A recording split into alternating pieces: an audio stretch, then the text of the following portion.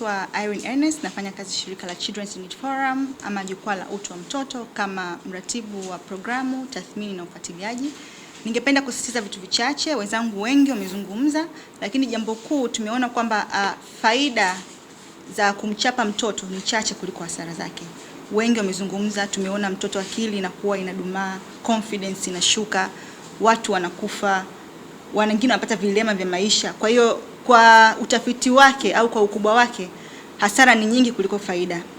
Hivyo basi ningependa kusisitiza kwamba muongozo huu au adhabu hizi zifutwe. Na nikisema zifutwe hatumaanishi kwamba sisi hatutakuwa wa kwanza. Wenzetu wengi wameweza, kimataifa wameweza, nchi jirani zimeweza, hapo wenyeji wetu hapo Kenya wameweza, South Sudan wameweza, sisi kinawezekanika na utafiti umefanyika, nadhani yote yanawezekanika. Lakini pia kwa kusisitiza, kama hatutaweza kufuta kabisa, sababu naamini ni mchakato unachukua muda mrefu, basi huu muongozo ambao uliopo sasa ufuatwe na walimu, lakini pia ni jukumu la serikali kuhakikisha kwamba walimu wote wanafahamu, sababu sisi kama mashirika tumepata changamoto za kufika mashule, nakuta mwingine hata haufahamu na ni mwalimu wa shule. Kwa hiyo uelewa uendelee kujengewa, walimu wafahamu na wafuate muongozo. Muongozo uko very clear, unasema kabisa mtoto asipe zaidi ya viboko 4, lakini pia izingatie ukubwa wa kosa, umri wake, jinsia na mengineyo mengi. Lakini mimi naamini vingi huku chini, ukija huku chini wengi hawafuati. Watoto wanapigwa, watoto wanakufa. Kwa hiyo muongozo ukisitizwa ufuatwe, naamini adhabu ya viboko itapungua ama kukomeshwa kabisa. Lakini kwa upande mwingine, tukija kwa sisi asasi za kiraia, tuendelee kutoa elimu kwa ngazi za jamii, lakini pia walimu kuhakikisha kwamba wao wanapata uelewa mkubwa juu ya huu muongozo, lakini kwa namna gani wanaweza kufuata. Lakini pia tuendelee kushawishi walimu kutumia adhabu mbadala, sababu tunaamini Tanzania bila viboko inawezekana, na adhabu mbadala zipo na zinafanya kazi, researches zipo na yote hayo yanawezekana. Tunathibitisha kwa pamoja dhamira yetu ya kukomesha aina zote za ukatili dhidi ya watoto na kuhakikisha kuwepo kwa mazingira ya kujifunzia yaliyo salama, jumuishi na yenye msaada kote nchini Tanzania.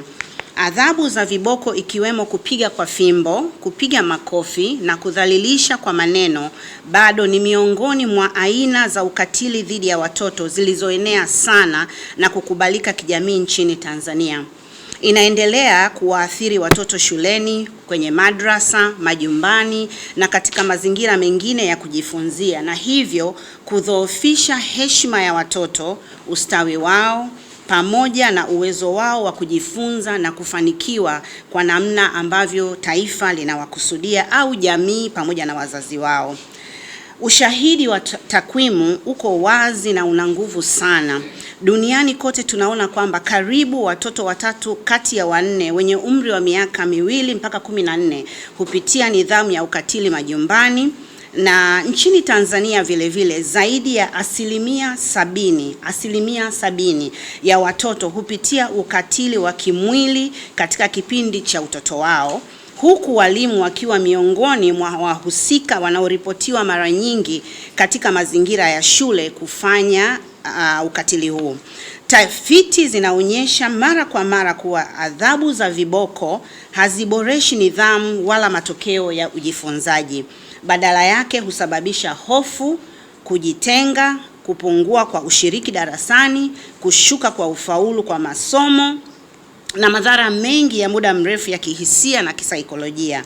Ukatili katika elimu hauendani na haki za mtoto wala dira ya elimu bora wala jumuishi kwa wote.